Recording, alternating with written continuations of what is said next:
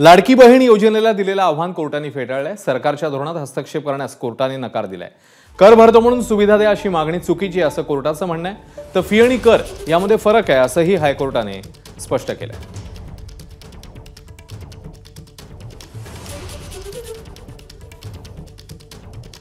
याचिकाकर्त्यांचे वकील ओवेस पेचकर यांनी नेमकी काय प्रतिक्रिया दिली आपण बघूया।